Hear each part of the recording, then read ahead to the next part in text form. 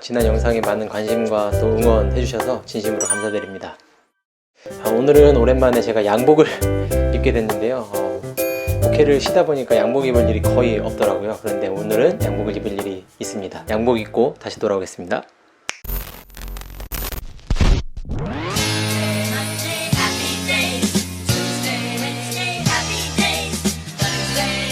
네, 오늘이 2020년 9월 3일인데요. 제가 오늘 양복을 입은 이유는요.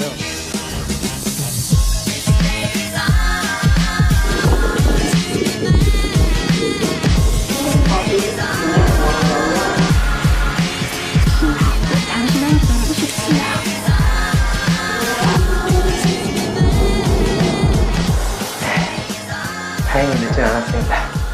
조금 숨이 차는데 면접 잘 보고 이따 뵙겠습니다. 네, 면접을 보고 왔는데요. 결과는 합격입니다. 월요일, 화요일 이틀 동안 신입교육을 받으러 오라고 연락이 왔습니다. 그런데 가지 않았습니다. 제가 지원했던 이유는 강의 업무라고 알고 있었기 때문인데 강의보다는 영업 쪽 업무가 더 주 업무더라고요. 수입도 강의 때문에 발생하는 게 아니라 영업으로 인해서 발생한다고 해서 고민하다가 가지 않기로 했습니다.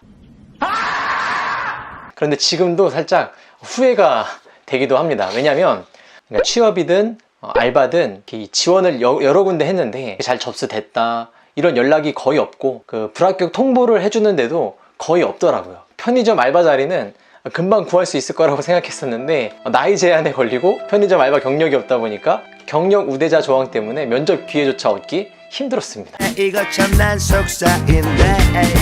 이런 일들을 겪으면서 취업 때문에 힘들어하던 청년들이 생각났습니다. 그 힘겨움을 토로하는데 어떻게 도와줄 방법이 없어서 안타까웠던 기억이 떠올랐습니다. 혹시 이 영상을 보시는 분들 중에서도 취업이 안 되어 속상한 분들이 계실 텐데요.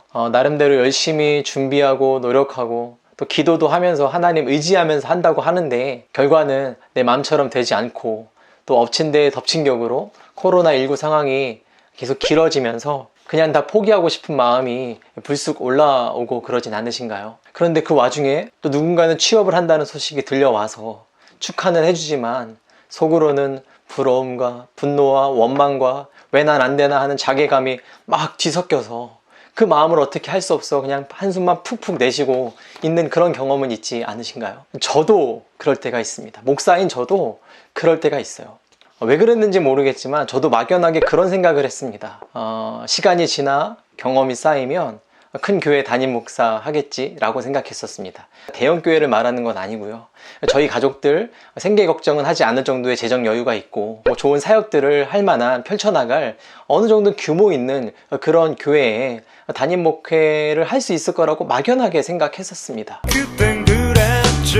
그런데 이제 나이가 들어 그때가 다가오는데 기대와는 전혀 다른 현실 앞에서 저도 걱정과 염려의 한숨을 쉬기도 했습니다.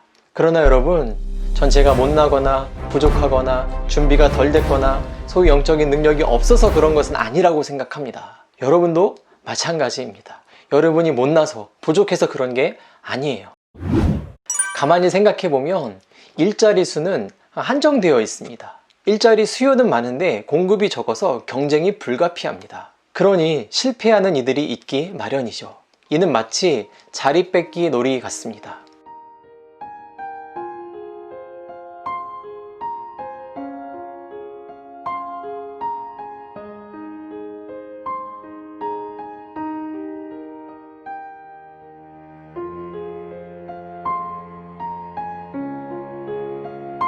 사람 수보다 자리의 수를 적게 하여 경쟁하여 그 자리를 차지하게 하는 게임.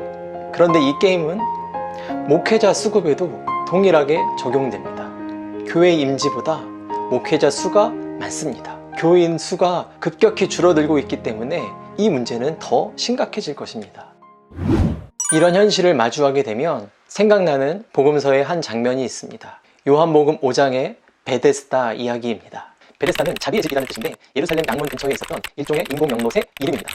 그곳에는 다양한 환자들이 모여 있었는데요. 그들이 한마음으로 기다리고 있는 것이 있었습니다. 연못의 물이 움직이는 때입니다. 주님의 천사가 내려와 그 수면을 휘저어 놓을 때가 있는데, 그때 가장 먼저 그 물에 들어가는 사람이 어떤 병이든지 간에 깨끗하게 나았습니다. 그래서 베데스다에는 늘 환자들이 모여 있었습니다.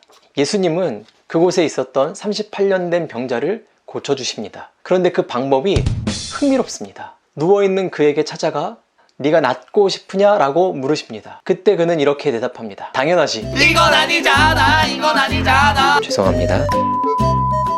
그때 그는 이렇게 대답합니다. 주님, 물이 움직일 때 나를 들어서 옮겨줄 사람이 없습니다. 그러다 보니 늘 다른 사람들이 먼저 들어갑니다. 이 대답 속에서 여러분들은 무엇을 느끼시나요?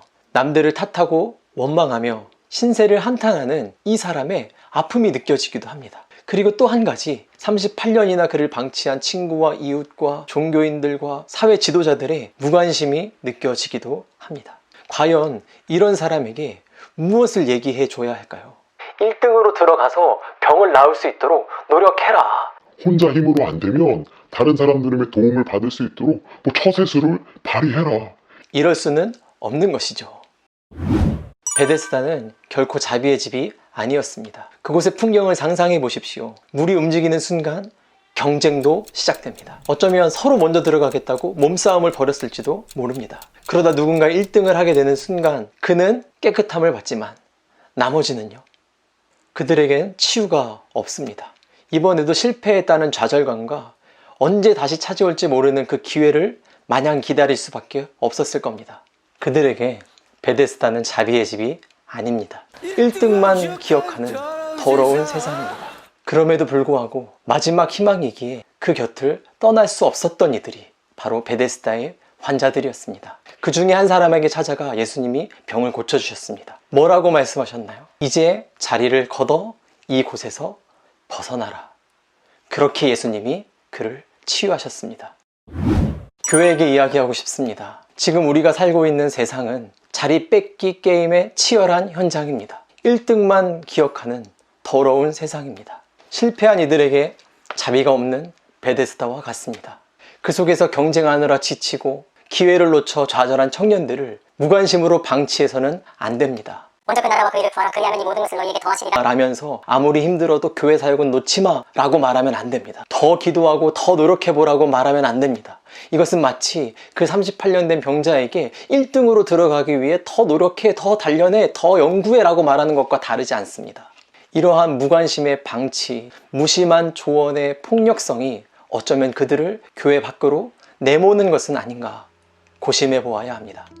교회는 요한복음 5장의 베데스다의 이야기에서 예수님의 치유법을 잘 기억해야 합니다. 예수님은 그 베데스다 시스템에서 1등을 하게 해주는 방법으로 그를 치유하지 않으셨습니다. 그 자리를 박차고 일어나 떠나게 하시는 방법으로 치유하셨습니다. 그러니 이제 교회도 더 이상 개인의 아픔을 개인의 문제로 쉽게 치부해버리지 말고 그런 문제를 야기하는 구조의 문제, 시스템의 문제를 직시하고 그것에 관심을 갖고 그것을 해결하기 위해 노력해야 합니다.